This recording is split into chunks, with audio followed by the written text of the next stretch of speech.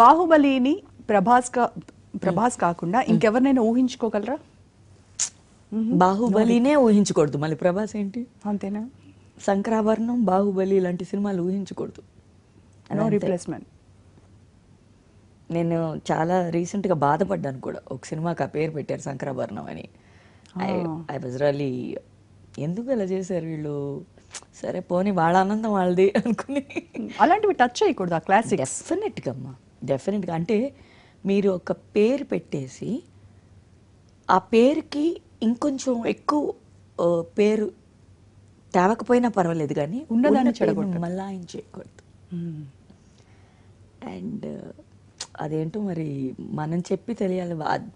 కొన్ని ఉంటాయిలేండి, రాతలను ఉంటాయి, అలా వెళ్తూ ఉంటాయి. బట్ ఏం చేసినా కూడా అదేగా గుర్తుంది శంకరాభరణం అని. మీరు ఇప్పుడు బాహుబలి అంటే నాకు అది గుర్తుకొచ్చింది. I don't think you could. No replacements అండి, నో రీషూట్స్ కూడాను. ఇది మళ్ళీ వాళ్ళు కూడా చేయలేరు నాకు తెలిసి. అంతే, అది వన్స్ డన్ అలాగా. అదే చెప్పారు కూడా విశ్వనాథ్ గారు.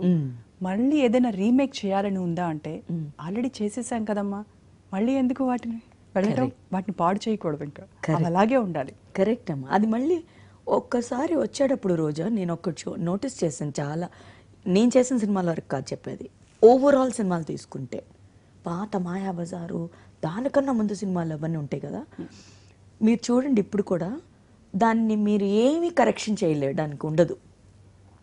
కొన్ని అలా ప్లేస్లో అలా పడిపోతాయమ్మా, డైలాగు, ఆ scene, actor, shot. You can never do it again. చేస్తే మీరు పాడు చేస్తారు అంతే, ఎనీబడి. ఇది I can be clear about it. So better అసలు టచ్ చేయకుండా ఉంటే వాటికి. లేదమ్మా, ఇప్పుడు మనం మాట్లాడుకుంటున్నాం కదా, ఇది లైవ్ అనుకోండి, లైవ్ అని అవుద్ది, ఇది రికార్డెడ్, ఇట్స్ డన్ కదా. ఒకసారి కూర వండాక దాన్ని ఇంకెంత బాగా చేసినా బాగా చేస్తున్నాం, అంతేగా. అవును. సో ఇందులో వండేసిన కూరని ఎందుకు, అది ఎలా ఉందో అలా ఉండి దాన్ని మళ్ళీ ఇదేసి అదేసి అది చెడిపోతుందో లేకపోతే ఏమవుతుందో, అవ్వచ్చేమో, బెటర్ అవ్వచ్చేమో అని ఒక క్వశ్చన్ మాకుంది కదా. సో ఇఫ్స్ అండ్ బట్స్ ఉన్న ఏది కరెక్ట్ కాదు. కొత్త కూర వండుకోవడం బెటర్. అసలు ఎందుకు